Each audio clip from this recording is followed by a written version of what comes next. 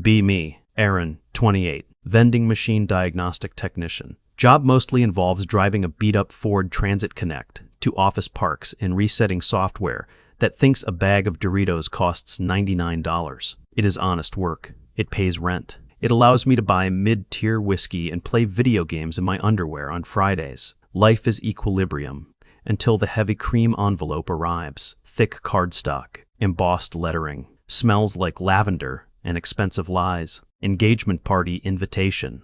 Madeline, my ex. We broke up 2 years ago. It was the kind of breakup where nobody yelled and everyone just looked at the floor. She wanted growth. I wanted to not have to explain why I like quiet weekends. We stayed friends, which means we like each other's Instagram posts once a quarter to prove we aren't sociopaths. I stare at the invite. Trash can is right there, glaring at me, beckoning. My phone buzzes. Text from my mom. She already knows. Madeline sent me a save the date. Are you going to the party? Be the bigger person, Aaron. Mom is a weaponized peacekeeper. She thinks confrontation causes cancer. I sigh. The sound echoes in my empty kitchen. I pick up the invite. Fine, I will go. I will drink lukewarm white wine. I will shake the fiancé's hand. I will leave before 10. Fast forward 2 weeks. Saturday night. I am wearing a suit that fit me perfectly 3 years ago. Now the shoulders feel like a vice, and the pants are judging my Taco Bell consumption. Check the mirror. Look like a court-appointed attorney for a minor traffic violation. Good enough. Grab my keys. Grab the gift. A minimalist ceramic fruit bowl. Cost $80. Looks like a depressed saucer. Madeline loves this kind of stuff. Drive to the venue. It's a rented banquet hall in a strip mall disguised as a plaza, next to a dry cleaner and a defunct karate dojo. Parking lot is full of clean subs. Park my van next to a pristine Lexus. Check my breath. Minty despair. Let's do this. Walk inside. Sensory assault. Smell is a mix of industrial floor polish, cheap cologne, and chicken marsala. Fairy lights strung everywhere, trying to hide the drop-ceiling water stains. Tables covered in white cloth. Folding chairs with those little satin bows on the back. Like the chairs are dressed up for prom. Scan the room. See Madeline immediately. She looks great. Annoyingly great. Happy. Glowing. Holding hands with him. Thomas? No. Thomas. Thomas looks like he was 3D printed from a stock photo of reliable accountant. Rimless glasses. Sweater vest under a blazer. He probably has a Roth IRA he checks daily. Madeline sees me. Waves. Big smile. Genuine. Aaron, you made it. She comes over, hugs me. Smells like the perfume I bought her 3 years ago. Weird pang in my chest. Ignore it. Shake Thomas's hand. Grip is firm but slightly clammy. Good to meet you, Aaron. Madeline speaks highly of you. Congrats, Thomas. Really happy for you guys. Lie smoothly. I am a good person. I am an adult.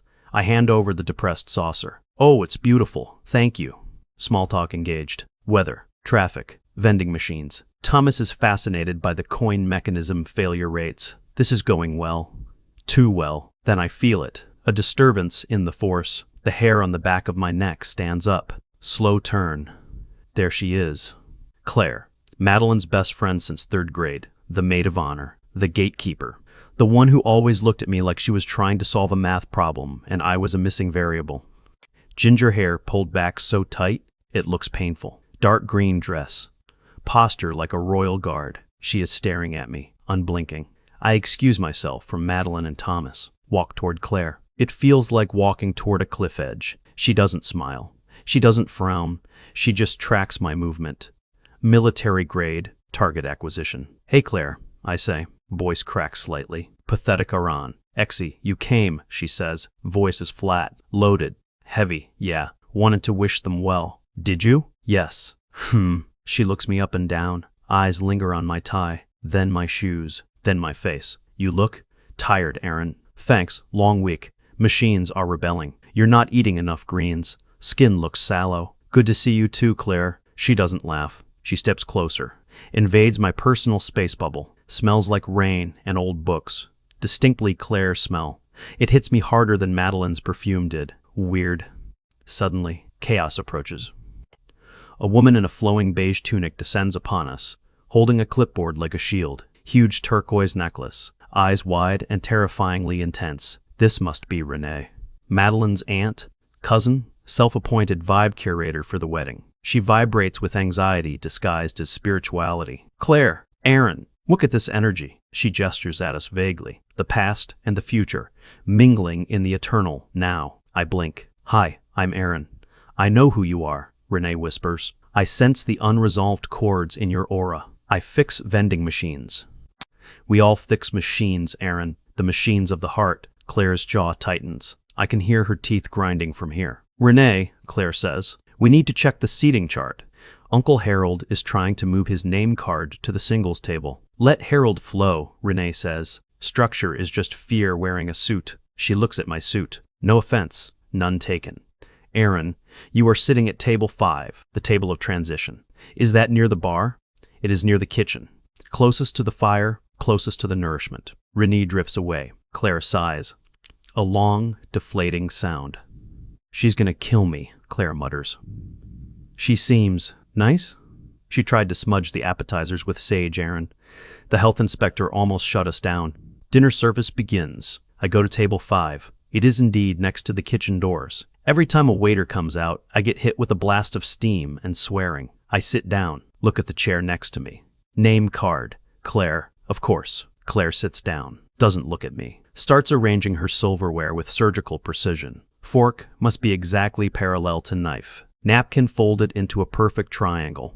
Rest of the table is a mix of randoms. Madeline's co-workers from the marketing firm. 2 guys who know Thomas from fantasy football. They are talking about draft picks. I focus on my salad. It is 90% arugula. Arugula is the grass that hates you. Claire leans in. You're using the wrong fork. What? Salad fork is the small one on the outside. It's arugula, Claire. It doesn't deserve respect. She switches my forks for me. Her hand brushes mine. Cold fingers. Electric shock. I jump. She doesn't flinch. You still fidget when you're uncomfortable, she says, quietly, so only I can hear. I'm fine. You're shredding your napkin. Look down. Napkin is confetti. Habit. She reaches over, smooths my sleeve, picks a piece of lint off my shoulder. It's intimate. Too intimate. People at the table are watching. One of the marketing girls smiles. Aw, are you 2 together? Panic. No, I say. We're old friends, Claire says at the same time. She doesn't pull her hand back. She leaves it on my arm for a second too long. How long have you known Madeline? Marketing girl asks. Since college, I say. We dated for a few years. Table goes quiet. Awkwardness level, critical. Oh, marketing girl says. And you? Came to the engagement? We're friends, I repeat. It's fine. It's very mature, Claire says. Her tone implies sociopathic. Aaron is very good at compartmentalizing. Claire, I warn. She turns to me, eyes flashing. What? It's a compliment. You put things in boxes. You tape them shut. You put them in the attic. Can we not do this here? Pass the salt, please, she says. Switches instantly to polite society mode. I pass the salt. I need a drink. Waiter drops off the main course. Chicken marsala. Looks rubbery. I start cutting it. Claire watches me. Don't eat the mushrooms, she says. Why? You hate the texture. You say they feel like slugs. I pause. I do hate mushrooms. I haven't mentioned that in 3 years. Good memory. I remember everything, she says. Ominous. She takes my plate, scrapes the mushrooms onto her plate, gives it back. Eat. The table is definitely staring now. Thomas's fantasy football friend leans over. Dude, she's taking care of you. I laugh nervously. She's just particular. She's marking territory, the guy whispers. Bro, watch out. I look at Claire. She is eating a mushroom aggressively, staring straight ahead, posture rigid, bracing for impact. Speeches start. Best man is Thomas's brother. Speech is full of inside jokes about camping trips, mildly amusing. Everyone claps. Then Madeline's dad, emotional, cries a bit. Everyone goes, aw. Then Madeline takes the mic. She looks radiant. Thanks everyone for coming. I want to thank my parents, Thomas's parents, and all our friends who supported us through the ups and downs. She looks at Claire, smiles, especially Claire, my rock. I don't know where I'd be without you.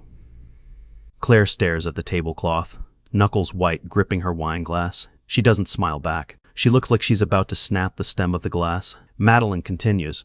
And to the old flames who turned into friendships, it means the world that you're here. She looks at me, briefly, kindly. Room claps. Renee whoops from the back. Healing circles, Renee yells. Claire stands up. Chair scrapes loudly against the floor. screeching sound cuts through the applause. Silence. Claire looks at me, eyes wet, burning. She walks over to my chair, leans down, whispers in my ear, "Walk me to my car." Not a request, a command. She turns and walks out the side door. Everyone is watching. Madeline looks confused. Thomas looks like he's calculating the liability insurance. I freeze. Then I stand up, follow her, because I am an idiot, and because I can't leave her alone like that. Outside, cold night air. Parking lot is dark. Streetlights buzzing. Claire is pacing by a silver Honda. Cure VE. Wait. No, it's a Toyota RAV4. Ban list compliant. She is kicking the tire. Aggressively. Claire? She spins around. Why did you come? Shouting now. Because Madeline invited me.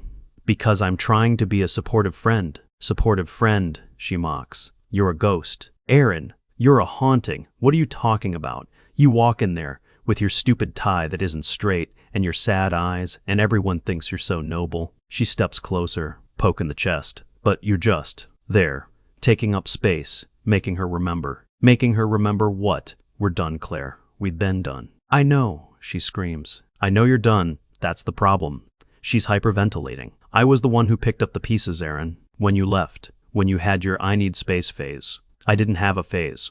We just weren't right for each other. She cried for months, and I held her. I listened to her analyze every text you sent. I watched movies I hate because she needed comfort. Okay, and you're a good friend. That's what friends do. Is it? She laughs. Bitter sound. Is that all it is? She fumbles in her purse, pulls out her phone, unlocks it, jabs at the screen, shoves it in my face. Read it. Screen is bright. Notes app. List of texts. Dated 3 years ago. 2 years ago. Last week. All addressed to me. None sent. He wore the blue shirt today. I hate how good he looks in it. Saw him at the grocery store. He bought the wrong coffee again. I almost told him.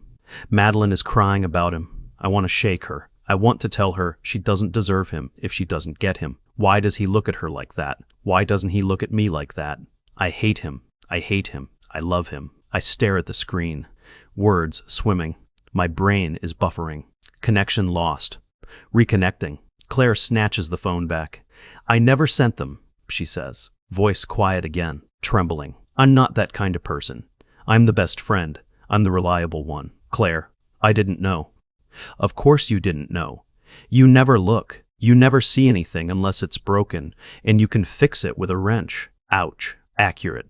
I don't know what to say. Don't say anything. Just go back inside. Eat your cake. Pretend this didn't happen. She turns to get in her car. Keys jingle in her shaking hand. Drops them. We both reach for them. Heads bump. Cliché. Painful moment. I grab the keys, stand up, hand them to her. Our fingers brush again. Static electricity is gone. Just cold reality. You can't drive like this, I say. Watch me. Claire, seriously. You're shaking. I'll sit here until I stop. Door behind us opens. Light floods the pavement. It's Madeline and Renee. Renee is holding a smudge stick. Of course. Everything okay out here? Madeline asks, voice tight. She senses the vibe. Vibe is catastrophic. Claire looks at me, looks at Madeline, eyes wide, deer in headlights. Fine, Claire says, just getting some air.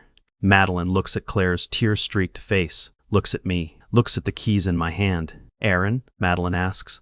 Did something happen? No, she just needed to vent. About what? Life, stress, the wedding. I am protecting Claire. Why am I protecting Claire? Because the alternative is exploding the friend group. Madeline sighs. She's been so on edge lately.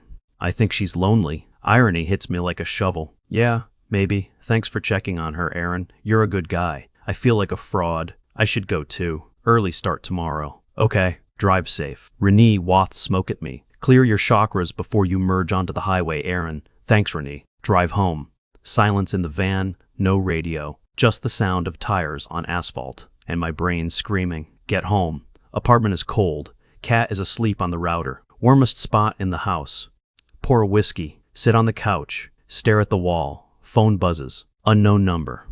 Voicemail. Play it. Claire's voice. Calm. Too calm. I didn't mean to make a scene. I'm sorry. Delete this number. Forget the texts. Click. I stare at the phone. I do not delete the number. I save it as Claire. Do not answer. Sunday morning. Hungover from emotional exhaustion. Phone rings at 7 a.m. Work. Dispatch. Aaron, we have a code red at the county hospital.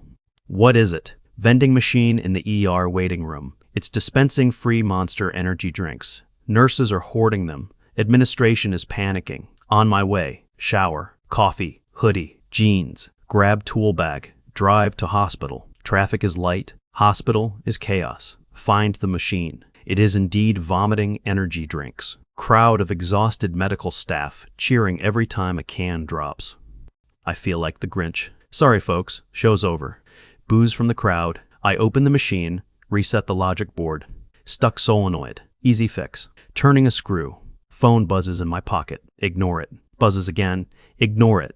Buzzes 3 times. Pull it out. Renee. How does she have my number? Answer. Hello. Renee. Emergency. Renee. How did you get this number? The universe provides. Also, Madeline gave it to me. I'm working. Claire is missing. Wrench slips. Knuckles bash against metal. What? She's not answering her phone. She was supposed to meet me for the floral visualization session at 9 a.m. It is 9:45 a.m. The peonies are waiting. She's probably sleeping. She was upset last night. I went to her apartment. Car is there. She's not answering the door. I sense a dark cloud. Renee, she's an adult. Leave her alone. I can't. I have a schedule. Madeline is honeymooning in spirit already. I need the maid of honor. You have to go check on her. Why me? Because you are the catalyst, Aaron. You disrupted the field. Fix it. Hang up. Stare at the vending machine. It hums judgmentally. Finish the job. Get back in the van. I should go home. I should play video games. I drive to Claire's apartment. I know where she lives because I helped Madeline move a couch there once. Brick building. Older. Fire escape on the front. Buzz her buzzer. No answer. Buzz again. Static. What? Claire's voice. Hoarse. It's Aaron. Long pause. Go away. Renee called me. She thinks you've been abducted by aliens or bad vibes. Tell Renee to inhale sage until she passes out. Can you just come down or let me in? I just need to tell her you're alive. Buzzer sounds. Unlocks the door. Walk up 3 flights. Smell of old carpet and cooking onions. Door 3B is open a crack. Push it open.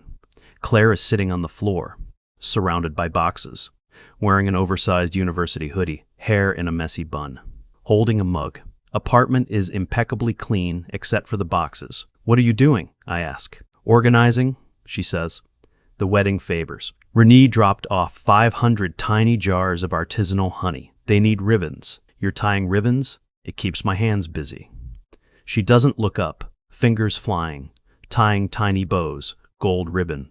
Jar after jar. Renee is worried. Renee is a parasite. Fair. I step inside. Door clicks shut behind me. About last night. I start. We're not talking about it, okay? Grab a ribbon. What? Help me. There are 500. I've done 40. I will die here. I look at the pile of jars. Look at her. She looks small, defeated. I sit down on the floor. Pick up a jar. Pick up a ribbon. I don't know how to tie a bow. Jesus. Aaron, watch. She shows me. Her hands are steady now.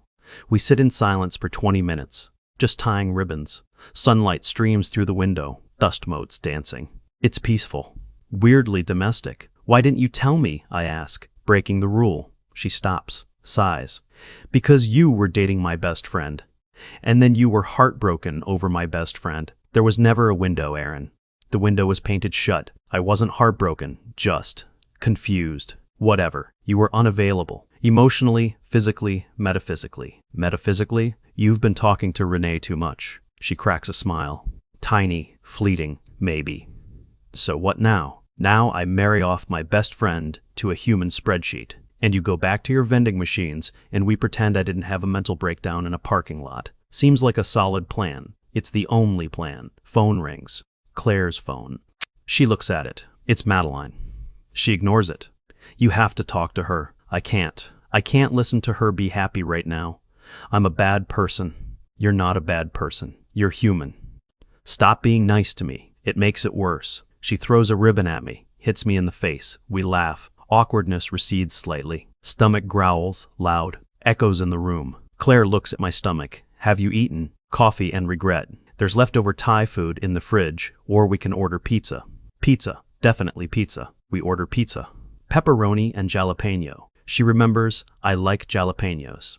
You remember everything I say. Curse of the ginger, she says. We eat on the floor, talking about nothing. Work. The hospital vending machine incident.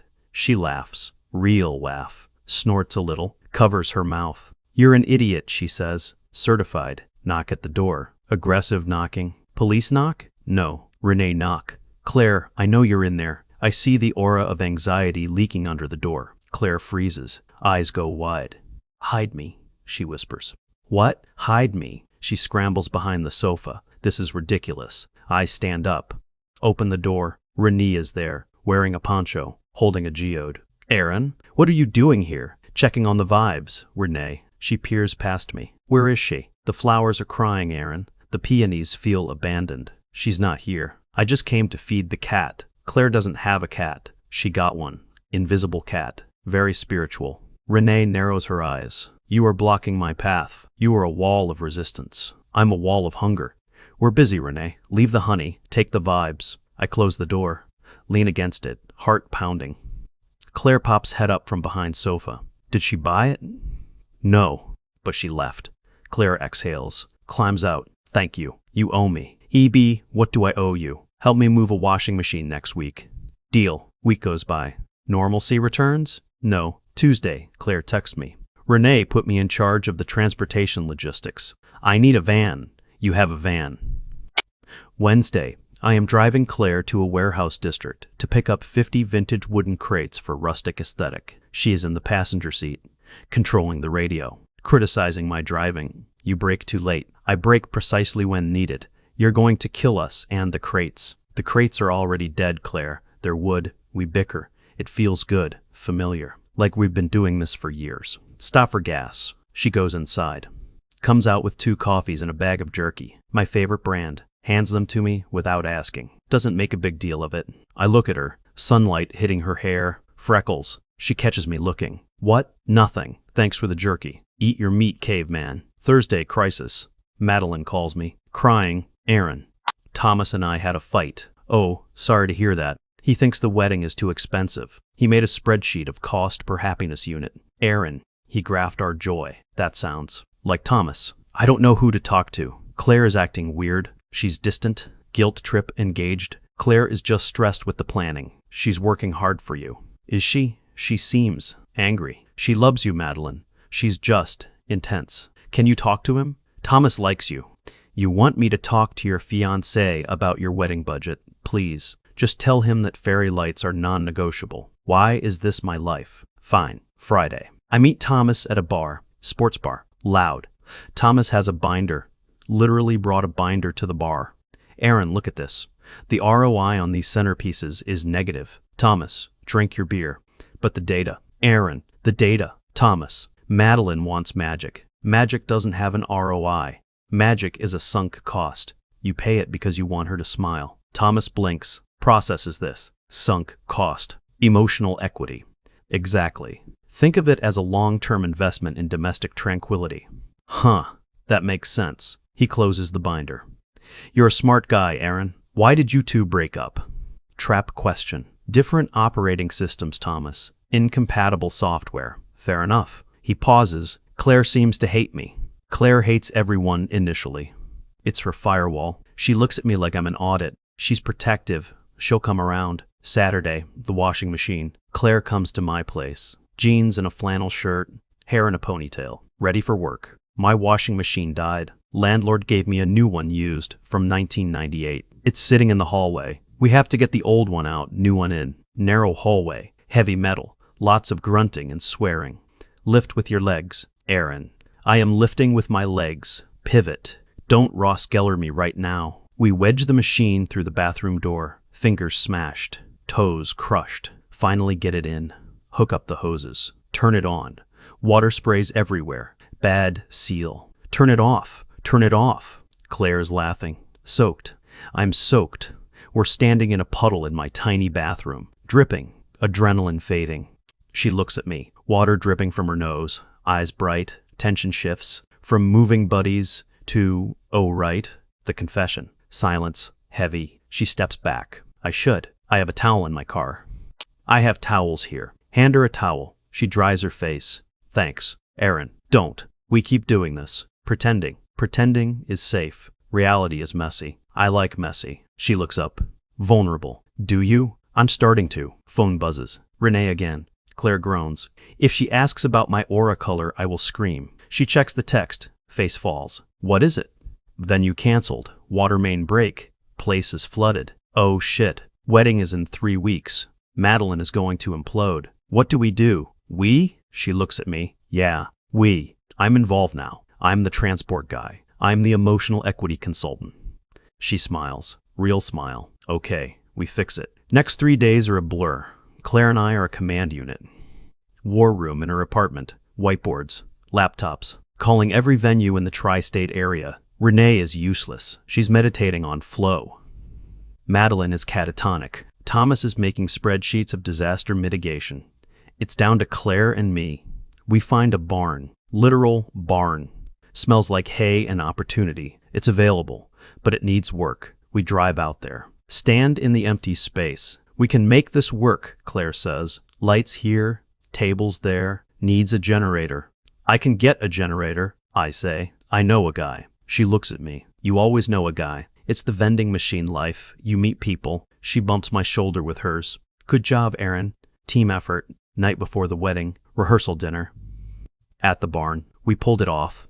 Place looks amazing. Lights, flowers, rustic chic. Madeline is crying happy tears. Thomas is smiling efficiently. Renee is taking credit for manifesting the venue. Claire and I are standing by the bar, exhausted, battle-weary, drinking cheap beer. We did it, she says. We did. Thank you. For everything. Anytime. So, she says, twisting the ring on her finger, tomorrow is the big day. Then it's over. Yeah. And then? She looks at me, expectant, terrified. And then? Maybe we go get dinner? Not as wedding planners. Just us. She holds her breath. Is that a date? Do you want it to be? I don't know. Maybe. Yes. Okay. Then it's a date. She smiles. Relief washing over her. Okay. Suddenly, Renee appears, materializes from the shadows. I sense a convergence, she screeches. The ley lines are aligning. She hugs both of us, crushing us together. Love is the ultimate renewable energy. Claire rolls her eyes, but she doesn't pull away from me. Her hand finds mine behind Renee's back, squeezes. Warm, real, wedding day, chaos. I am directing parking. Claire is managing the bridesmaids. We exchange glances across the crowded barn. Secret language. Ceremony starts. I sit in the back, watch Madeline marry Thomas. I feel nothing. No regret. No sadness. Just happiness for them. And impatience. I want this to be over. I want to talk to Claire. Reception. Dancing. Open bar. I'm outside checking the generator. Claire comes out, holding 2 pieces of cake. Thought you might be hungry. Always. We lean against the generator, eating cake, vibrating hum of the machine against our backs. You look nice, I say. Bridesmaid dress. I feel like a grape. A very elegant grape. She laughs. So, Thomas's cousin hit on me. Did he? Asked if I wanted to see his crypto wallet. Smooth. I told him I'm taken. Pause. Heart skips a beat. Oh, are you? I'm working on it. She looks at me. Bold. Challenging. I lean in. Kiss her. Tastes like vanilla frosting and whiskey. Fireworks? No. Better. Feels like alignment. Feels like a clicked solenoid. Everything working as intended. Monday morning. Woke up in Claire's bed. Cat. She got yesterday staring at me. Smell of coffee. Claire walks in, wearing my hoodie. It's huge on her. Morning, she says. Morning. You have work. I do. Machine down at the bowling alley. How do you know? I checked your schedule, and I packed you a lunch. She hands me a brown bag. Sandwich. Apple. No mushrooms. I take the bag. Look at her. This is dangerous. This is fast. This is right. Thank you. Go fix the world, Aaron. Walk out to the van. Sun is shining. Feel light. Get in. Turn key. Click. Click. Click. Battery dead. Of course. Laugh. Head hits the steering wheel. Phone buzzes. Claire. I heard the click. My jumper cables are in the trunk. Come back inside for 5 minutes. Look at the front door of her building. She's leaning out the window. Smiling. Get out of the van. Walk back toward the building. Renee is walking down the street, walking a ferret on a leash. She sees me, gives me a thumbs up. Vibrational match, she yells. I wave, buzz the door. Claire buzzes me in. Staircase smells like onions and future, running up the stairs, 2 at a time.